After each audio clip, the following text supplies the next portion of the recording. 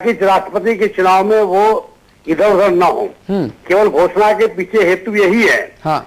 आप ये सोचिए कि 20 लाख की निधि का भुगतान कैसे होगा। 5 साल के अंदर गाड़ी का डिप्रेशन मूल्य 40% डाउन हो जाएगा और 5 साल गाड़ी यदि चल गई डिप्रेशन मूल्य डाउन हो जाएगा 40%, तो उसके वैल्यू हो जाएगी 12 लाख के आसपास।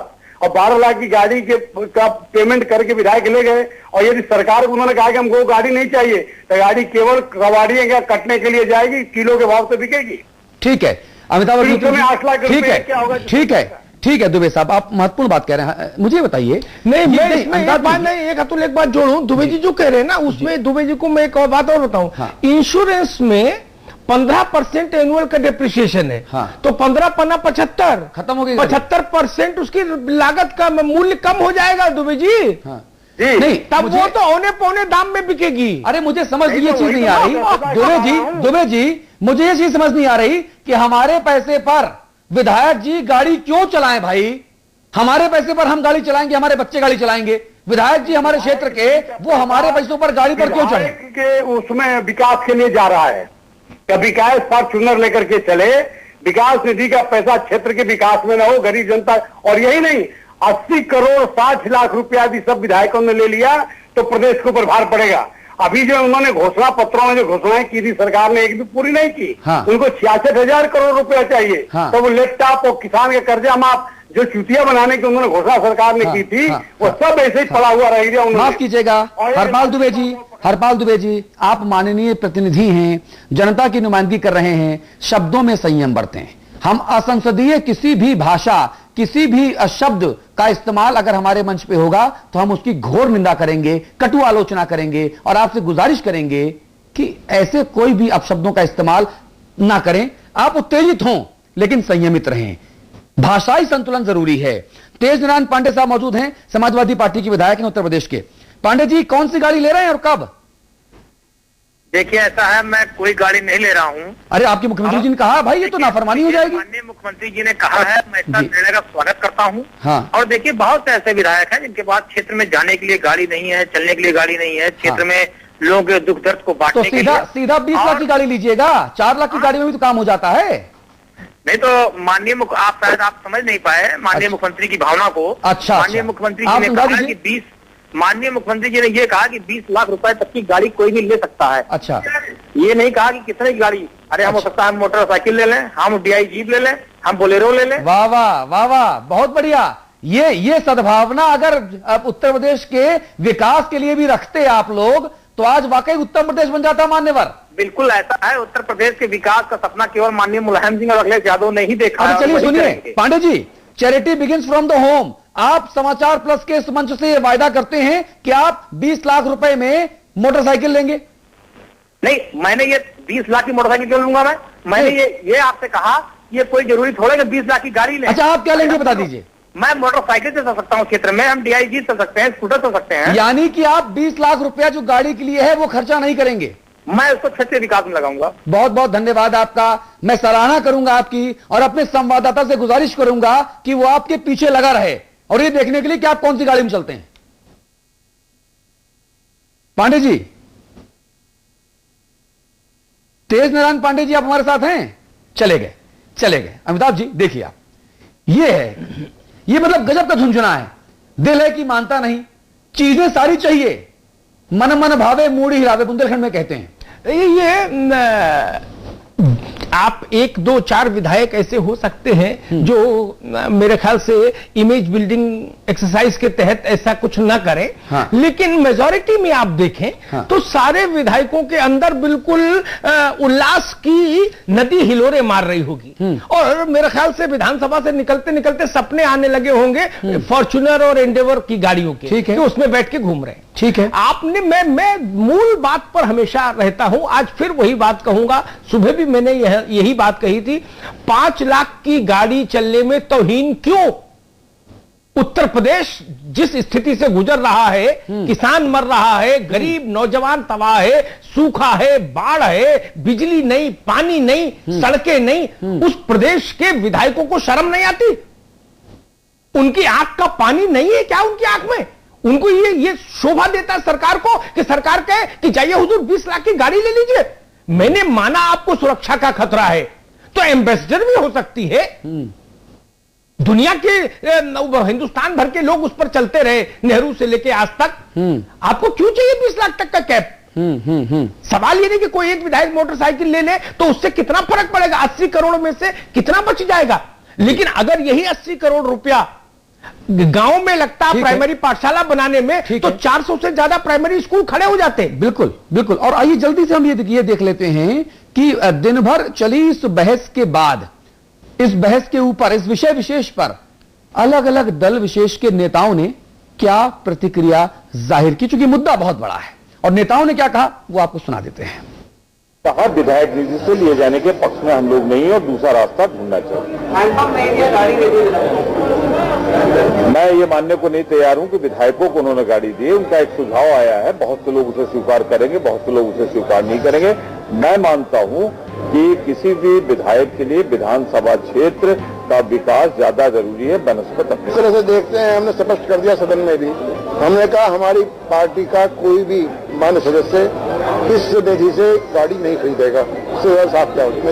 सबसे पहले हमने कहा हम नहीं खरीदेंगे गाड़ी। विधायकों को गाड़ी खरीदने की अनुमति देना हम समझते हैं उचित नहीं है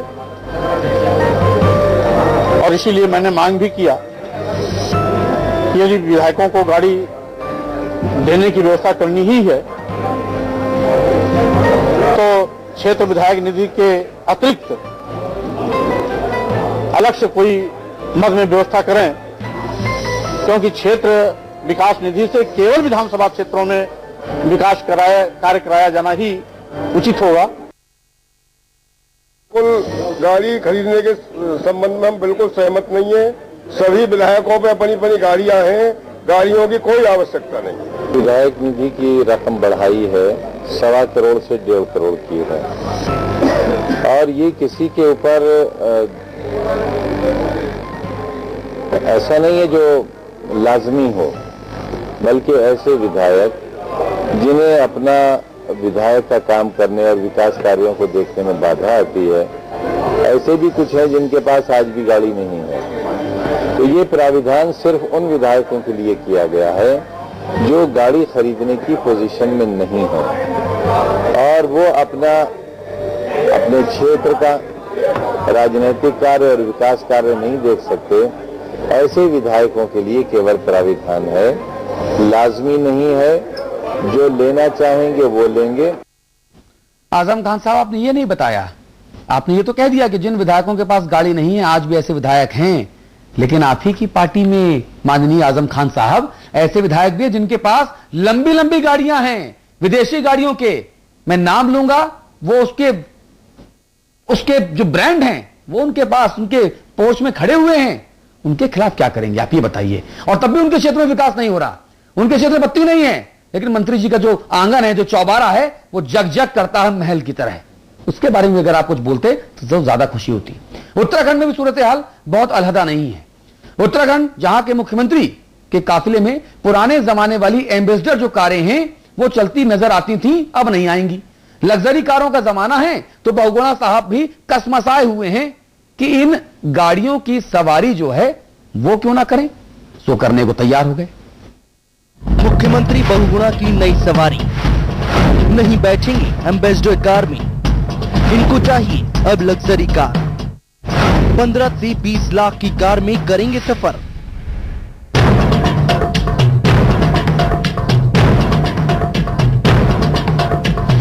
जी हां, उत्तराखंड के मुख्यमंत्री अब जल्द ही आपको एक चमचमाती नई लग्जरी कार में चलते नजर आए तो देखकर हैरान मत होइएगा, क्योंकि जल्द ही सीएम बहुगुणा टोयोटा कोरोला जैसी गाड़ियों से चलते दिखाई दे सकते हैं, जिसकी कीमत 15 से 20 लाख है। पुरानी कार से होती है थकान, एम्बेसडर कार नहीं है सुरक्षित। नई कार देने के पीछे मुख्यमंत्री की कदकाठी और सुरक्षा व्यवस्था वजह बताई जा रही है। सवाल उठता है कि अब तक जो नेता इस कार से चलते थे, क्या उनको सुरक्षा का खतरा नहीं सताता था? राज्य संपत्ति विभाग ने इस प्रस्ताव की फाइल आगे बढ़ा दी है। मुख्यमंत्री के लिए ABS ड्यूल सुरक्षा सिस्टम वाली कार खरीदने का प्रस्ताव दिया गया। जिसमें कहा गया है कि 6 फीट से ज्यादा लंबाई वाले व्यक्ति के लिए एम्बेसडर कार में पैर फैलाने की जगह नहीं होती, जिससे सफर थकाऊ हो जाता है। 6 फीट से ज्यादा ऊंचाई के व्यक्ति के लिए एम्बेसडर कार जो है आरामदायक नहीं है, और जब उसमें सवारी करते हैं तो अधिक ऊर्जा व्यय होता है और थकान और ज़्यादा होती है। तो दूसरा कारण उन्होंने सुरक्षा का दिया है कि जो एयर बैग सिस्टम जो नए लग्जरी कारों में आ रहे हैं, उन्हें सुरक्षा की दृष्टि से ज़्यादा उपयुक्त तो बताया गया है। साल 2002 में भी आया था ऐसा प्रस्ताव। मंत्रियों को चाहिए थी लग्जरी कारें। पिछली बार जब कांग्रेस की सरकार थी तब भी कुछ ऐसा ही प्रस्ताव लाया गया था। उस समय मंत्रियों को एस्टीम देने की बात सामने आई थी। देखो, मुख्यमंत्री की सुरक्षा, महामहिम राज्यपाल की सुरक्षा बहुत महत्वपूर्ण है। उनको निश्चित रूप से सुरक्षा मिलनी चाहिए, और अगर एम्बेसडर गाड़ी या दूसरी गाड़ी से अधिक कोई गाड़ी सुरक्षित है तो उसका उपयोग करना मैं नहीं समझता कि कोई बहुत बड़ी बात है। उसको उस दृष्टिकोण से, सुरक्षा के दृष्टिकोण से लिया जाना चाहिए, दूसरे कारण से नहीं लिया जाना चाहिए। फिर भी मितव्ययिता इस उत्तराखंड राज्य में बरतनी चाहिए हर सरकार को।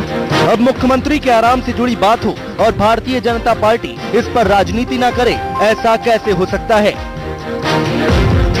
मुख्यमंत्री राहत कोष के चेक बाउंस हो रहे हैं और मुख्यमंत्री लग्जरी गाड़ियों में घूम रहे हैं, तो ये लूट है। क्योंकि मुझे लगता है उनको पता है कि ज्यादा दिन मुझे रहना नहीं है, तो जितने दिन हो उतने दिन ढूंढ लो, और ये लूट कांग्रेस को भी भारी पड़ेगी, उनको भी भारी पड़ेगी। एक तरफ तो केंद्र सरकार ढोल पीटती है कि आम जनता के पैसे का दुरुपयोग नहीं होगा, वहीं उत्तराखंड में कांग्रेस सरकार के मुख्यमंत्री को लग्जरी कार देने की बात कही जा रही है, वो भी सिर्फ इसलिए कि मुख्यमंत्री साहब थक जाते हैं। क्या ये आम जनता का पैसा नहीं? पंकज पवार, देहरादून, समाचार प्लस। जय हो नेता नगरी। क्या कहते हैं नेता, ये भी सुन लीजिए। बात का फर्स्तर तो नहीं हो कि बहुत लग्जरी गाड़ी होनी चाहिए, लेकिन ये निश्चित है कि एम्बेसडर बहुत खर्चली पड़ती है खरीदने में। भले ही वो उसकी कीमत 4.5 लाख हो, लेकिन उसका जो पेट्रोल का एवरेज है, जो उसके मेंटेनेंस है, वो दूसरी जो गाड़ियां हैं टोयोटा की या उस तरह की गाड़ियों से बहुत महंगी पड़ती है। तो मैं सोचता हूँ कि ये बदलाव तो करना चाहिए कि हम टोयोटा एम्बेसडर को हटा के कोई दूसरी गाड़ियां प्रदेश में मंत्रियों के लिए, मुख्यमंत्री के लिए जोड़ें। 6 फीट से ज़्यादा ऊंचाई के व्यक्ति के लिए एम्बेसडर कार जो है आरामदायक नहीं है, और जब उसमें सवारी करते हैं तो अधिक ऊर्जा व्यय होता है और थकान और ज़्यादा होती है। जी, तो देखिए किस तरह से जो है तरह तरह के वायदे, तरह तरह की बातें की जा रही हैं, लेकिन बड़ा सवाल यहां पर यह है कि गांधी जी कौन सी कार में चलते थे? तब भी विकास होता था, तब तो देश आजाद कराया गया। आज हमारे नेताओं को बड़ी बड़ी गाड़ियों की जरूरत क्यों है? और वो तब जब प्रदेश की जनता के पास 2 जून की रोटी नहीं, बिजली नहीं, पानी नहीं, शिक्षा नहीं, स्वास्थ्य नहीं, रोजगार नहीं, और विधायकों को 20 लाख रुपए तक की गाड़ी चाहिए। और ये प्रदेश का वो युवा मुख्यमंत्री कह रहा है जिसे प्रदेश की उम्मीद, प्रदेश के विकास की आशा हम नाम दे रहे हैं। ये कितना मुनासिब है, ये आप तय कीजिए। एक ब्रेक यहां ले रहे हैं, अमिताभ जी बने हुए हमारे साथ। ब्रेक के उस पार उत्तराखंड की बात करेंगे, जहां के मुख्य सचिव भारी विवादों के घेरे में आ गए हैं, और बहुआ जी जो मुख्यमंत्री हैं वो खामोश हैं। तुरंत लौटते हैं। समस्याओं से परेशान नेताओं को सरकारी वरदान, अब और बढ़ेगी जनप्रतिनिधियों की शान, क्योंकि सरकार माननीयों पर मेहरबान। माननीयों के खर्चे बेहिसाब, कौन करेगा हिसाब किताब? जनता के पैसे, सरकार की ऐश।